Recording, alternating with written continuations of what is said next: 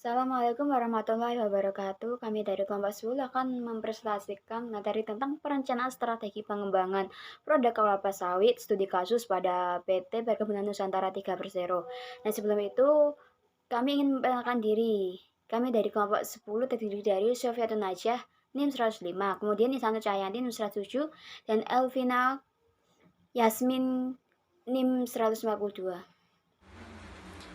Di sini saya akan menjelaskan tentang perancangan strategi pengembangan produk kelapa sawit, studi kasus pada PT Perkebunan Nusantara 3.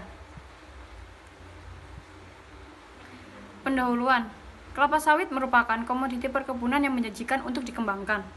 Mengingat bahwa komoditi ini menghasilkan peningkatan pendapatan petani apabila dikelola dengan baik sesuai dengan teknik budidaya yang benar. Kemampuan perusahaan untuk mengeksploitasi sumber daya serta menciptakan peluang baru dan berbeda dengan mengoptimalkan keunggulan kompetitif yang dimiliki perusahaan merupakan jaminan keberhasilan dalam peta persaingan industri dan juga keberhasilan jangka panjang perusahaan ke depan. Minyak sawit atau crude palm oil atau CPO merupakan produk utama dari perkebunan kelapa sawit yang mengalami pertumbuhan produksi signifikan dengan rata-rata pertumbuhan sebesar 10,13% selama 3 dasawarsa terakhir. Rumusan masalah. Rumusan masalah dari adanya penelitian ini adalah bagaimana strategi pengembangan produk kelapa sawit pada PT Perkebunan Nusantara 3.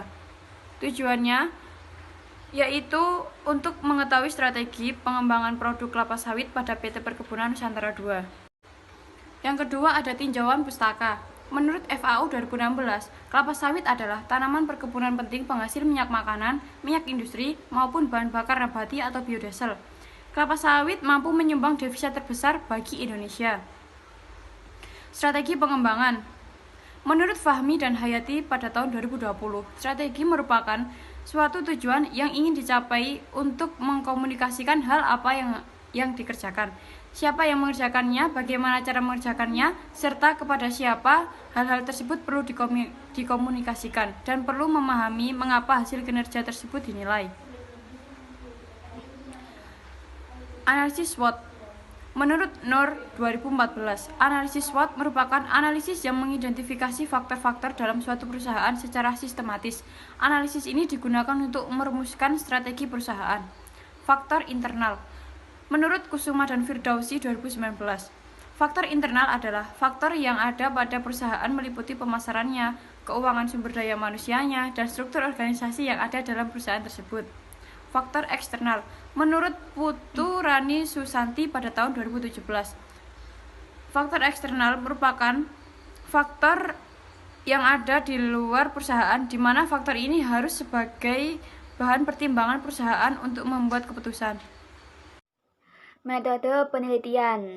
Yang pertama yaitu waktu penelitian. Waktu penelitian ini dilaksanakan pada bulan November sampai awal bulan Desember 2021. Kemudian lokasi penelitian ini kami memilih PT Perkebunan Nusantara 3 karena tempat ini merupakan tempat untuk produksi kelapa sawit dan dipasarkan ke konsumennya. Kemudian pendekatan penelitian. Pendekatan penelitian ini kami menggunakan metode deskriptif.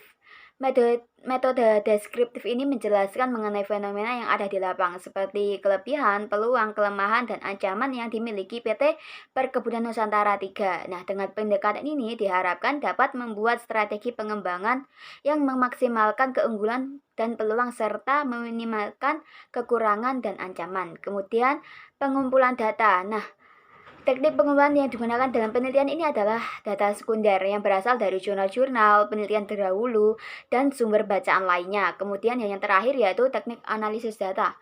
Teknik analisis data menggunakan analisis SWOT, di mana analisis ini untuk mengidentifikasikan faktor-faktor yang ada pada perusahaan secara sistematis meliputi kekuatan, peluang, kelemahan, dan juga ancaman.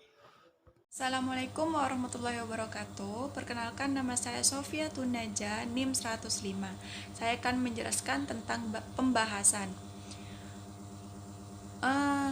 Dari hasil analisis SWOT, analisis lingkungan internal, terdapat kekuatan dan kelemahan. Kekuatannya diantaranya yaitu strategi, integrasi ke depan dan ke belakang. strategi horizontal melalui akuisisi, merger, ataupun takeover.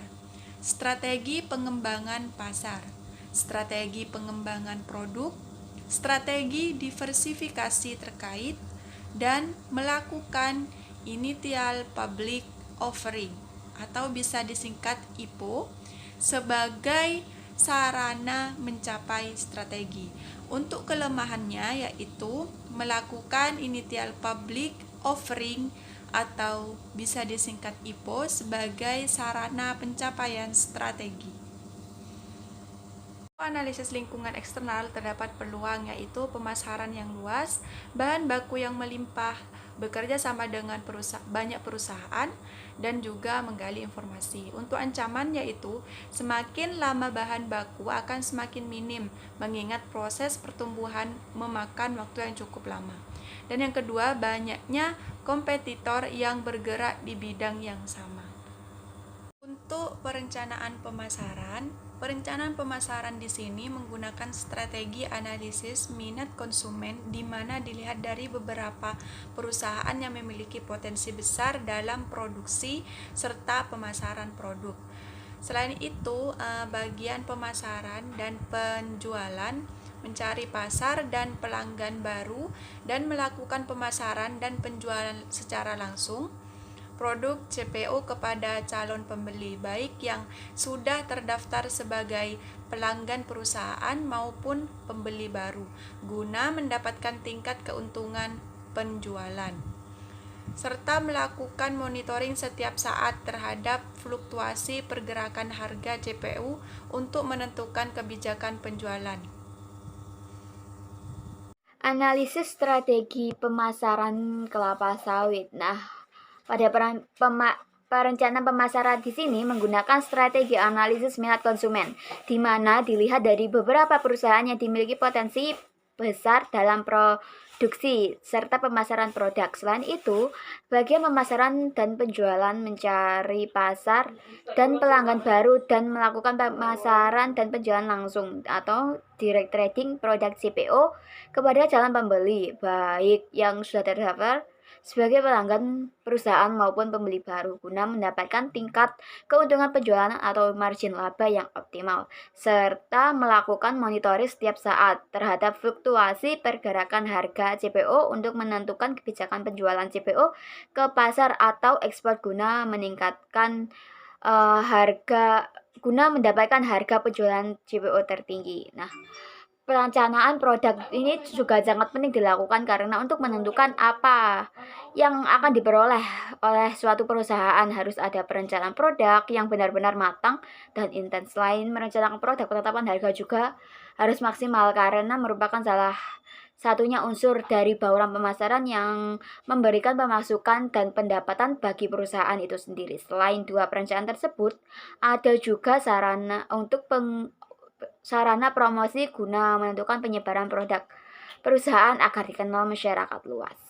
Dapat disimpulkan bahwa pada analisis SWOT, analisis lingkungan internal terdapat kekuatan dan kelemahannya, dan juga pada analisis lingkungan eksternal terdapat peluang dan ancamannya. Untuk strategi pemasaran yaitu dengan mencari pasar dan pelanggan baru dan melakukan pemasaran penjualan secara langsung pada produk CPO kepada calon pembeli, baik yang sudah terdaftar sebagai pelanggan perusahaan maupun pembeli baru, guna mendapatkan tingkat keuntungan penjualan atau margin laba yang optimal. Terima kasih. Yang presentasi dari kelompok kami, bila ada tutur kata yang kurang berkenan, mohon maaf kami akhiri. Wassalamualaikum warahmatullahi wabarakatuh.